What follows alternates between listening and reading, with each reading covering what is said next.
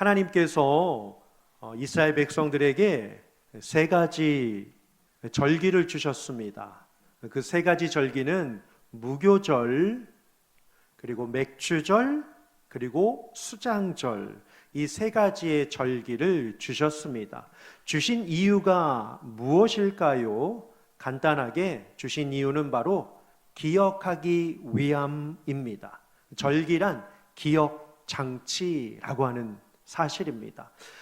여러분, 이스라엘 백성들은 어떠한 인생을 살았습니까? 그들은 땅이 좋아서 선택받은 것이 아니라, 숫자가 많아서 하나님께 택함받은 것이 아니라, 기술이나 능력이 탁월해서 하나님 마음에 흡족했기 때문에 내가 너희들을 사용해야 되겠다라고 했기에 선택된 자들이 아니었습니다.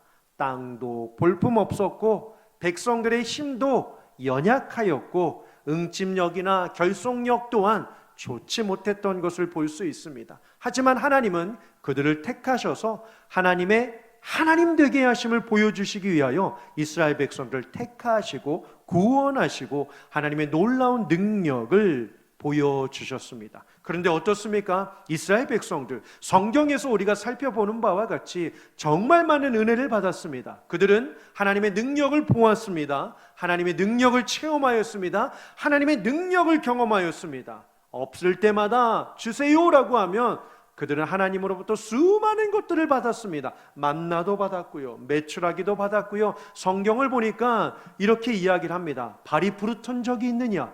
신이 헤어진 적이 있느냐? 옷이 낡아 없어져 부족한 적이 있느냐라고 하나님께서 다 공급해 주셨던 것들을 볼 수 있습니다. 네, 그들은 요청한 대로 하나님이 넘치도록 은혜를 주셨습니다. 보호해 주셨고, 먹여 주셨고, 돌보아 주셨고, 심지어 갈 수 없는 것도 지나가게 하셨고, 물리칠 수 없는 적군들도 하나님은 다 물리쳐 주셨습니다. 그런데 이게 웬일입니까? 은혜를 입었지만, 능력을 경험하였지만, 역사를 목도하였지만, 그들은 뒤돌아서서 언제 하나님이 그랬냐는 듯이 쉽게 잊어버리고, 감사는커녕 고백도 하지 못한 채 어떻게 삽니까? 하나님을 예배하기보다 눈에 보이는 신들을, 우상들을 섬기고 만들고 경배하였던 이러한 우매한 일들이 성경에 많이 등장하고 있습니다. 이에 하나님께서 마음이 너무나도 안타까우셔서 하나님의 형상으로 우리를 지으시고 하나님의 뜻을 깨달아 하나님과 하나 되며 피조물과 하나 되며 인류와 하나 되게 하시기 위하여 우리를 이 땅 가운데 보내주셨건만 그 의미를 깨닫지 못한 자들에게 기억하기 위하여서, 성찬도 마찬가지죠. 나를 기념하라. 이 절기도 마찬가지입니다. 뜬금없이 왜 맥주 감사 절기냐고요? 예, 방금 말씀드린 것처럼 이스라엘 백성들에게는 절기가 3개였습니다. 기억장치였다라고 하는 거죠. 첫 번째가요, 무교절입니다. 이 무교절에는 뭘 하죠? 이 집안에 있는 모든 누룩들을 한 주 동안 다 제거하는 일들을 하게 됩니다. 무슨 의미, 무슨 상징일까요? 우리는 하나님께 선택받았지만 여전히 육신을 입고 있기 때문에 죄인인 것을 잊지 말라라고 하는 뜻입니다.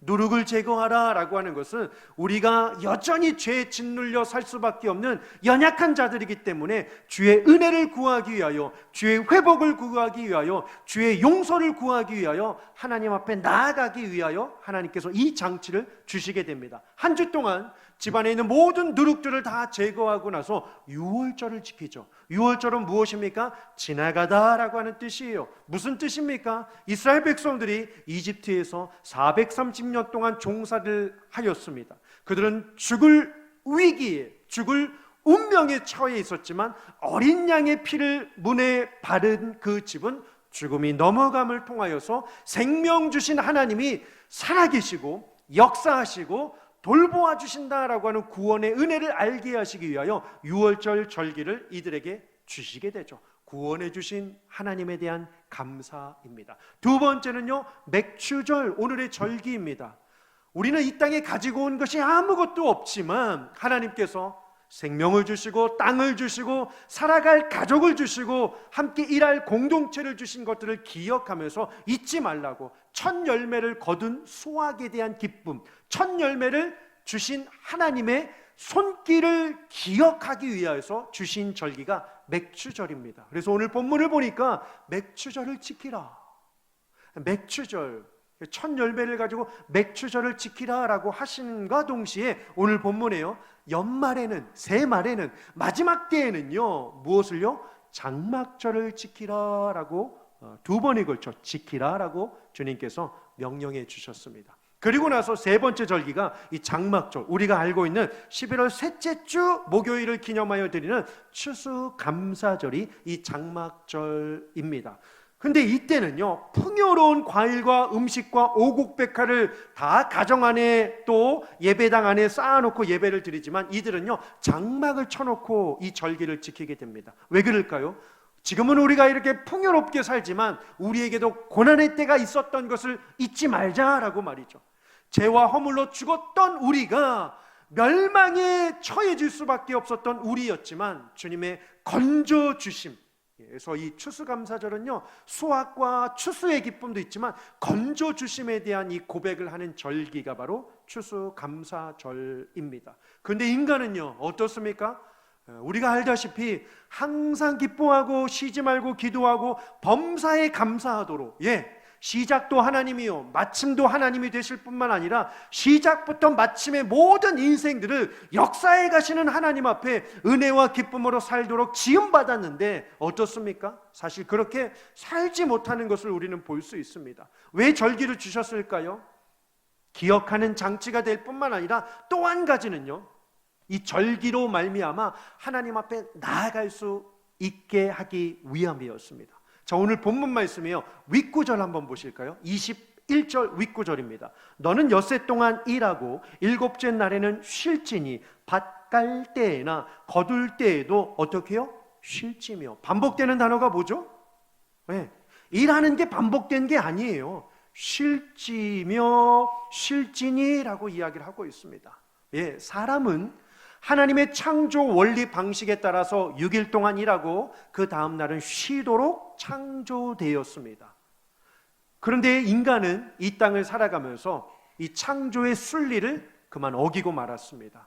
물론 토요일 학교 안 가는 주 4일째도 이야기하고 있는 그러한 분위기에 우리가 지금 살고 있지만 어떻습니까? 하루가 멀다 않게 하루도 놓칠 수 없어서 신앙과 믿음이 있음에도 불구하고 이 주일에도 일할 수밖에 없는 이 생태계 가운데 빠져있는 우리들이 믿음을 지키며 살기란 쉽지 않은 사회와 세상이 되고 말았다라고 하는 사실입니다. 여러분, 주님이 주장하시는 이 말씀 안에 있는 핵심이 무엇입니까? 밭 가는 거 중요합니다. 일터에 나가는 거 중요하죠. 삶을 지탱하기 위하여, 가족을 부양하기 위하여, 또한 삶의 이 모든 것들을 주신 하나님의 영역 속에 사명을 가지고 사는 것 중요하지만 더 중요한 게 뭘까요? 사람이 서 있는다고 성공합니까? 아니요. 앉아서 쉼을 얻어야지만, 충전해야지만 사람은 일어날 수 있는 것을 보게 됩니다. 마찬가지로요, 알다시피 도끼를 가지고 매일 도끼질을 한다고 나무가 잘 펴집니까? 초반에는 잘 될 수 있겠죠. 하지만 도끼날이 무뎌지면 어떻게 해야 되죠? 도끼를 갈아야 하는 시간이 필요한 것처럼 인생도 마찬가지입니다. 열심히 일하는 것이 성공하는 것처럼 보인다라고 할지라도 그 힘이 어디서 나올까요? 그 지혜와 그 방법이 어디에서 나오겠습니까?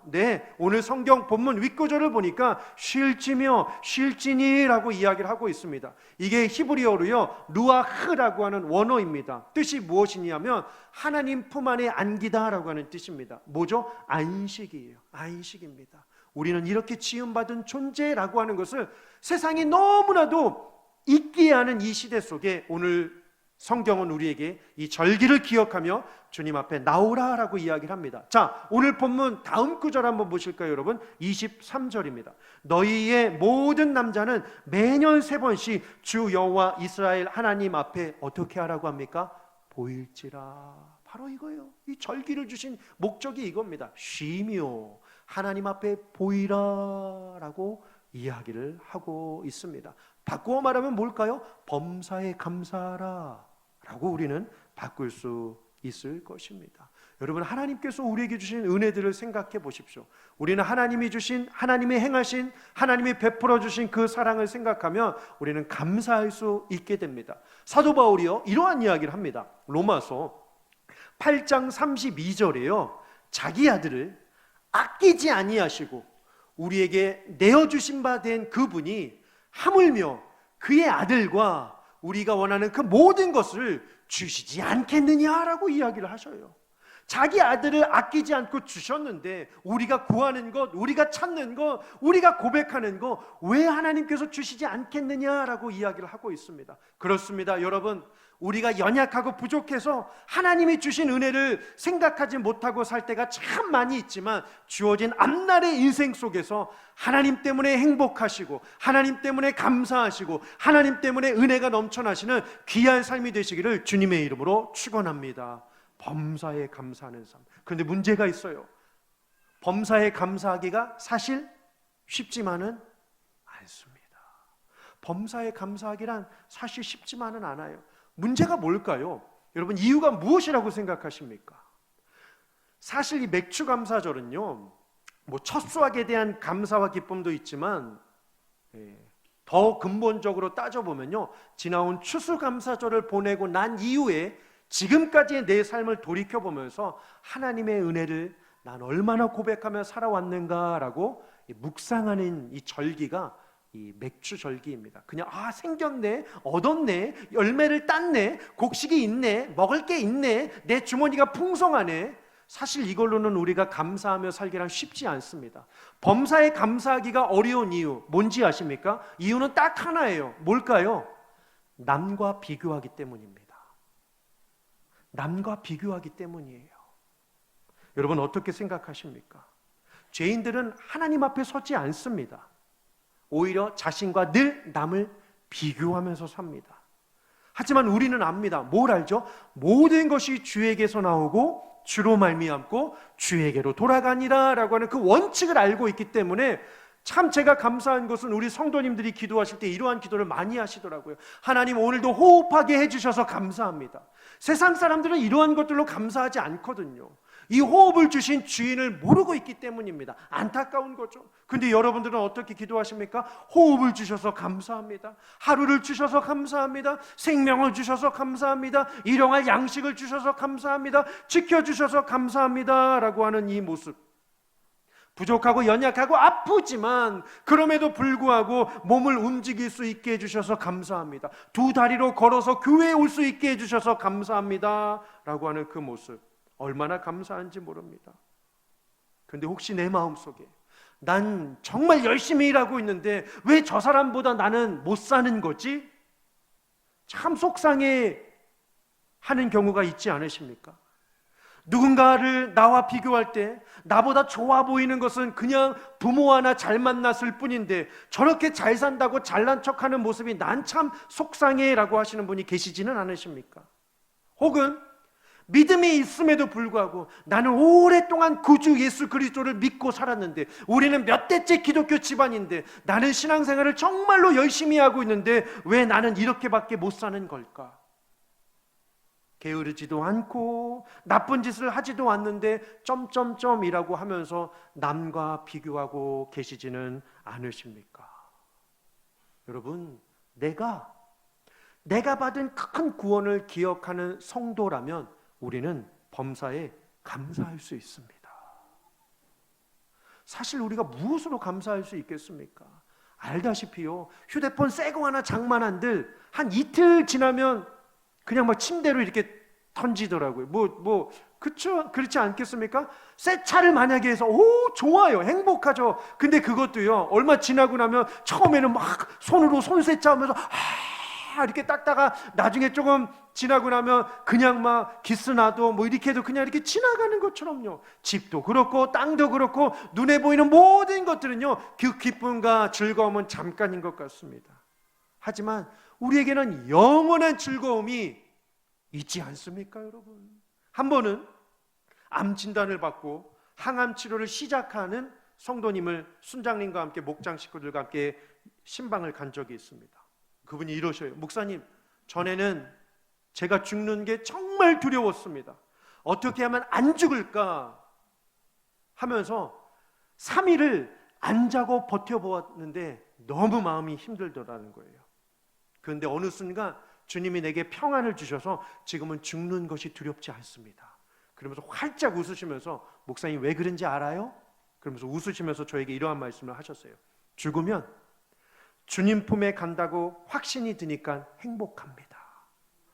와, 그 이야기를 듣고 신방대원들과 나오면서 우리 저 성도님 믿음이 참 귀하시다. 죽으면 하나님이 나를 보장해 주시고 보호해 주시고 만나게 해 주실 저 천국이 나를 기다리고 있기 때문에 행복합니다. 걱정이 없습니다. 라고 이야기를 해 주셨습니다. 그 모습을, 그 고백을 본 많은 성도님들이 감사해하며 행복해했던 적이 있습니다. 그렇습니다. 진정한 감사는 환경에서 오는 것이 아니더라고요. 뭐에서요? 영혼의 죄 문제가 그리스도의 보혈로 해결되었음을 믿고 영원한 천국 소망이 내게 주어진 것을 믿을 때 우리는 어떠한 상황과 형편에 처해 있든지 우리는 감사할 수 있는 줄 믿습니다. 우리 지난주에 은혜 찬양했잖아요. 오늘도 우리 준비 찬양하면서 은혜 찬양했는데요, 내가 한 것은 아무것도 없다라고 하는 거, 그게 정답이죠. 그게 정답 아니겠습니까, 여러분? 그러면 우리가 이 시대를 살아가면서 시간과 물질과 이 모든 인생을요, 남과 비교하지 않고 어떻게 하면 우리가 감사하면서 살아갈 수 있을까요? 딱 한 가지 답만 드리고자 합니다. 나의 주권과 소유권이 내 것이 아니라 하나님의 것임을 믿고 사는 데 있습니다. 다른 게 없어요. 여러분, 내 거 한번 생각해 보십시오. 여러분들의 것은 어떤 것입니까? 건강 여러분들의 것인가요? 꽉 쥐고 있으면 건강 끝까지 유지가 되던가요? 세월, 시간, 내게 맡겨진 사람들, 내게 있는 소유, 물질, 명예, 내가 아무리 악착같이 붙잡고 있다라고 할지라도 내 것 아니더라고요. 진짜 내 것 뭘까요, 여러분? 자녀도 내 게 아닙니다. 배우자도 내 게 아니에요. 내게 무엇이 있을까요? 하지만 우리는 이것에 대하여 비관하기보다 어떻게 해요? 나의 모든 소유권과 주권이 내 것이 아니라 하나님의 것입니다 라고 고백하는 것은 복음의 기초이자 복음의 시작입니다. 보세요. 세상 사람들은 이 우선순위가 뒤바뀌어져 있기 때문에 늘 고민하고 늘 고통스러워하고 늘 우울해합니다. 물론 우리도 고민과 고통과 우울함이 왜 없겠습니까? 하지만 우리는 압니다. 뭘 알죠? 이렇게 힘든 상황 속에서도 내가 할 수 없음을 알고, 그렇죠? 내가 해결해 나갈 수 없음을 알고 주여 부르짖을 때 하나님이 해결해 주시고 하나님이 지켜주시고 하나님이 고쳐주시고, 아멘, 하나님이 역사해 주시는 것을 믿기 때문에 우리는 주님을 신뢰하며 한 걸음 한 걸음 하루하루 주님과 동행하며 살아갈 수 있는 줄 믿습니다. 여러분, 우리의 정체성을 잊지 말아야 돼요. 뭘까요? 갈라디아서 2장 20절입니다. 우리의 정체성 화면 한번 보실까요? 네, 뭘까요? 동행이에요. 여러분, 동행이 뭐죠? 십자가에 같이 못 박혀서 주님과 같이 가는 게 동행입니다. 주님만 못 박힌 것이 아니라 우리도 못 박혀야 돼요. 여러분, 세상에 대하여, 육신의 정욕에 대하여, 이생의 자랑에 대하여, 안목의 정욕에 대하여 내가 그리스도와 함께 십자가에 못 박힌 것이 인생이다 라고 이야기를 하고 있습니다. 왜요? 우리는 십자가에서 시작하고 십자가에서 마치는 것이 우리의 인생이기 때문입니다. 예, 십자가에서 시작된 인생, 십자가로 마침이 되는 구원이 우리의 인생이기 때문입니다. 여러분 보세요. 십자가에 달리신 예수님이 뭘 보고 계시는지의 고민이 우리의 고민이 되어야 합니다. 다시요, 십자가에 달리신 예수님이 뭘 보고 계시는지가 우리의 고민이 되어야 합니다. 두 가지가 되겠죠. 하나는 신앙으로 기뻐하는 자들을 바라보시며 기뻐하실 것입니다. 하나는 반대로 감사하지 못하고 예수님을 알지 못하고 방황하는 자들에 대한 가슴앓이 아니겠습니까? 감사와 이 가슴앓이 이 사이에 예수님만 고민하셔야 될까요? 아니요, 우리도 같이 고민해야 되죠. 왜 우리도 같이 고민해야 될까요? 두 번째 줄처럼 내가 사는 것이 내 인생이 아니기 때문입니다. 인생은 두 번째 줄처럼, 세 번째 줄처럼요, 그리스도께서 사시는 것이 인생이에요. 잘 기억하십시오. 인생은 내가 사는 것이 아니라 그리스도께서 살아가게 하시는 것이 인생인 줄 믿습니다. 꼭 기억하십시오. 내가 사는 것이 아니라 그리스도께서 살아가게 하시는 것이 인생임을 믿을 때 우리는 감사할 수 있습니다. 비록 우리가 이 땅에서 육체 가운데 세 번째 줄처럼 육체 가운데 살고 있지만 우리는 놀라운 은혜를 받은 자들입니다. 어떠한 은혜요? 네 번째 줄 보시면 세 개가 나와 있습니다. 사랑과 위함과 버리심, 세 가지예요. 나를 사랑해 주시고, 나를 위하여 주시고, 나를 위하여 대신 죽어주신, 세상에 누가 나를 위하여 이렇게 해줄 수 있겠느냐 말입니다. 부모요? 아니요. 친구요? 아니요. 교사요? 아니요. 누구도 이 일을 해줄 수 없습니다. 누가요? 하나님의 아들. 마지막 다섯 번째 줄처럼 하나님의 아들만이 이 일을 할 수 있음을 믿을 때 우리는 감사하며 살게 될 줄 믿습니다. 여러분, 이 땅에 우리가 어떻게 왔나요? 욥기서 1장 21절에 우리를 이렇게 표현합니다. 다음 화면이요. 네, 모태에서 뭐로요? 알몸으로 왔어요. 갈 때도요, 뭘 가지고 가죠? 아무것도 가지고 가지 못합니다. 알몸으로 끝나요. 근데 참 감사한 것은 여기에 은혜의 핵심 단어가 있죠. 돌아갈지어다. 두 번째 줄이요. 돌아갈지어다. 어디로요? 하나님 품으로요. 하나님 품에서 시작된 인생, 고난과 어려움을 이 땅 가운데서 겪느라 애쓰고 수고하지만 우리가 갈 곳이 있다는 것, 여러분 진짜 행복한 거예요. 갈 곳이 있다는 것, 나를 만나줄 그 대상이 나를 기다리고 있다는 것. 지금은 우리가 육체 가운데 있어서 이 행복과 기쁨을 알지 못하지만 만약에요, 지금 1분 1초 죽음을 앞두고 사투하고 계시는 그분들의 생각과 환경과 상황을 한번 고민해 보십시오. 아무것도, 그 누구도 자신을 찾아오지 않는 그 절박한 외로운 순간 속에, 하지만 이제는 더 이상 육체에 보이는 사람이 내게 만족이 아니라 곧 나를 만나주실 그 하나님이 내게 소망이 되시고 나를 품어줄 그 천국이 내게 영원한 공간이 된다라고 믿는 그 사람은요, 진짜 행복한 사람 아니겠습니까? 맞아요. 우린 알몸에서 왔고 알몸으로 왔어요. 여러분들 아이들 태어났을 때 보십시오. 어머니들이 베네 쪼그리 입혀주잖아요. 베네 쪼그리 특징이 뭔지 아십니까? 양쪽에 주머니가 있어요. 너가 이 땅을 살아가면서 갖고 싶은 것, 누리고 싶은 것, 하고 싶은 거 다 갖고 한번 이 땅을 멋있게 살아봐라 라고 하는 뜻에서 베네 쪼그리를 양쪽에 만들어준단 말이죠. 아이들 손, 태어난 아이들 손 보셨어요? 이렇게 쥐고 있어요. 저도 이 장난 참 많이 쳐봤는데요, 딸들 손 탁 펼치면요 이렇게 있질 않아요. 다시 움츠러듭니다. 왜요? 아이들은 소유에 대한 그러한 본능이 있기 때문이에요. 여러분 집에 가셔서 손주들이 있으면 그 손 갖고 한번 이렇게 한번 장난 한번 해보십시오. 탁 하고 있으면 고스란히 이렇게 쏙 말아 들어오는 것을 봅니다. 그런데요, 반대로요, 수의 주머니가 없어요. 아무것도 가지고 가지 못하니까요. 더군다나 고인이 되신 분들의 모습을 보면 손이 신기하게도요, 정말 다 펴져 있는 것을 볼 수 있습니다. 마지막에 살려줘라고 할지라도 끝에서는요, 호흡이 멈추면 피가 굳는 현상인지 근육이 힘이 없는 현상인지 저는 잘 모르겠지만 공통적인 것은 제가 봤거든요. 마지막 살려달라고 라고 하지만 탁 끊어지면 손이 제일 먼저 퍼지더라고요. 맞아요. 알몸에서 왔고 알몸으로 마치는 것이 육신의 삶이지만 우리는 돌아갈 곳이 있는 곳이기에 우리 아까 욥기 1장 21절에 여호와의 영광이 찬송을 받으실지어다 라고 하는 감사의 삶을 멈추지 않는 귀한 삶이 되시기를 주님의 이름으로 축원합니다. 여러분, 전에는 우리는 하나님의 백성이 아니었습니다.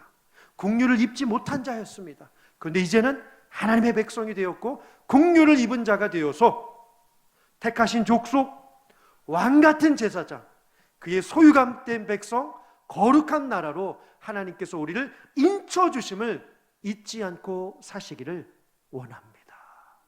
여러분, 우리는 그냥 생명을 얻은 자가 아니지 않습니까? 영원한 생명을 받았습니다. 우리가 애송하는 찬양이 있습니다. 나 같은 죄인 살리신 그 은혜 놀라워 우리가 찬양하죠. 왜 그 은혜에 우리는 감격합니까? 기적이 일어났나요? 네, 기적이죠. 어떠한 변화가 일어났나요? 네, 변화가 일어났죠. 어떠한 기적과 변화입니까? 어떠한 변화와 기적이에요? 잃었던 생명을 찾았기 때문입니다. 잃었던 생명을 찾았기 때문이에요. 여러분 보세요. 성경이요, 인생을 이렇게 표현하더라고요. 잠시 있다가 지나갈 나그네와 같다라고 인생을 표현해요. 또 누군가는 잠시 시간이 짧아서 잠깐 보이다가 쉬 사라지는 안개와 같다라고 이야기를 합니다. 이사야 선지자는 인생을 가리켜 들의 풀과 같다라고 이야기를 하죠. 모세는 시편 90편에서 주께 돌아갈지어다 라고 이 명령이 떨어지면 주의 명령을 거슬러 생명을 연장할 수 있는 사람은 아무도 없으니 하나님의 지혜를 붙들라 라고 이야기를 합니다. 사도 바울은 뭐라고 이야기를 합니까? 본질상 진노의 자식으로 죽었던 자라고 이야기를 합니다. 죽을 뻔했던 자가 아니라 본질상 진노의 자식으로 죽었던 자라고 이야기를 합니다. 그런데 우리는 은혜를 입었어요. 무슨 은혜입니까? 새 생명을 얻었다라고 하는 사실이죠. 나 같은 죄인 살리신 그 은혜 놀라와 잃었던 생명 찾았고, 생명 찾음으로 말미암아 뭐가 우리에게 선물로 주어졌습니까? 광명, 하나님 나라가 우리에게 선물로 주어졌다라고 하는 것입니다. 생명이죠, 생명. 여러분, 생명이 얼마나 귀한지 아십니까? 도토리가요, 겨울을 준비하기 위하여, 도토리가 아니죠, 다람쥐가요. 그래도 잘 들으시면서 이렇게 들으시면 좀 이상하신 분들이네요, 그렇죠? 도토리가 어떻게, 다시요. 다람쥐가요, 다람쥐가요, 겨울을 준비하기 위하여 도토리를 모아요. 한 마리 다람쥐당 약 100개의 도토리를 모으는데요. 이 다람쥐가 머리가 좋질 않아서 100개 정도를 땅에 숨겨놓지만 고작 찾는 것은 10개 남짓이라고 합니다. 안타깝죠? 그런데 여기에 자연의 놀라운 신비가 있습니다. 다람쥐가 찾아 먹지 못한 이 도토리들이 어떻게 될까요? 겨울이 지나고 나면 그게 싹이 튀어서 울창한 참나무 숲을 이룬다라고 합니다. 생명의 놀라운 신비가 이 안에 멈추지 않아요. 이 과실수가 되죠. 열매가 맺히기 시작할 때 나무는 열매의 맛을 아주 떨게 만듭니다. 그렇죠? 이 하나님의 놀라운 자연의 신비죠.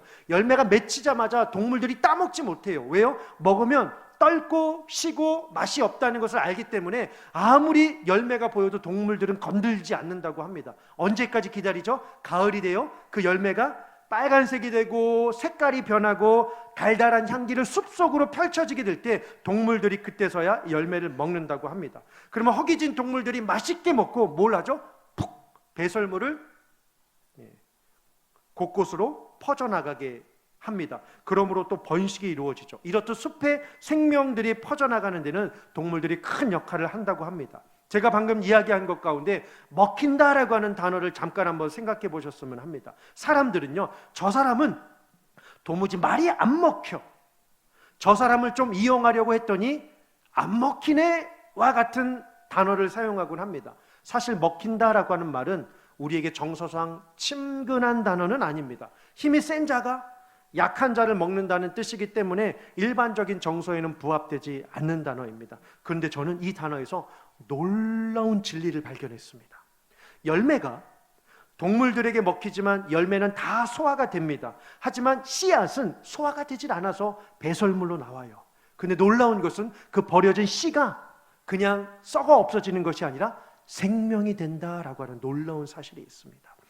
그렇기 때문에 동물의 배 속에서는 소화되지 않고 그 씨가 버려진다라고 할지라도 다시 생명으로 태어나는 놀라운 생명의 신비가 담겨져 있다라고 하는 사실이죠. 마찬가지요, 사도 바울도요, 부활을요 씨로 설명을 했습니다.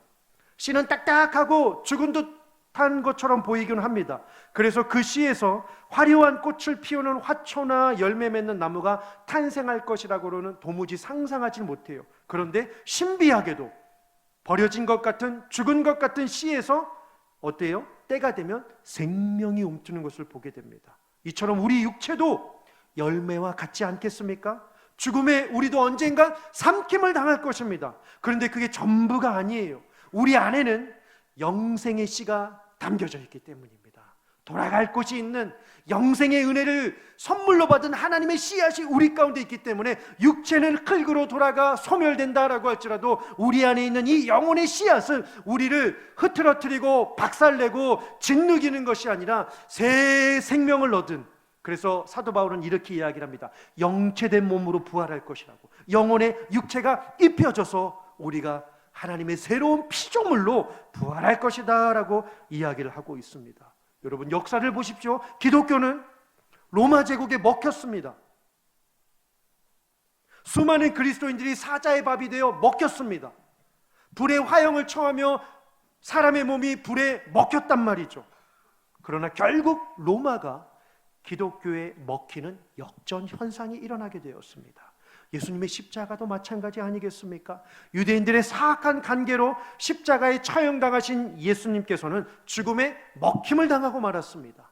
그런데 생명 자체이신 예수님을 어떻게 죽음 안에 가둘 수 있겠습니까? 예수님께서는 3일 후에 사망 권세를 깨뜨리시고 부활하심으로 죽음을 다시 먹어버리셨습니다. 한평생 죽는 게 무서워 종노릇하는 자들을 해방시켜 주셨습니다. 그리고 부활을 보증하기 위하여 부활의 첫 열매가 되셨습니다. 감사는 먹히는 훈련 아닐까요? 감사는 날마다 나 자신을 죽이는 훈련 아닐까요? 우리가 날마다 죽음으로 하나님께서 내 안에 심어놓으신 영생의 씨앗이 활짝 피어나게 될 것을 잊지 마시길 원합니다. 사는 날 동안 여러분들의 가정과 직장 그리고 섬기는 이 믿음의 신앙의 교회를 예수님의 생명으로 살아 숨쉬는 아름다운 감사의 땅으로 만들어 가심으로 말미암아 마지막 날에 하나님 앞에 섰을 때 귀하고 복된 인생이도다라고 칭찬받는 귀한 삶이 되시기를 주님의 이름으로 축원합니다. 기도하시겠습니다. 존귀하신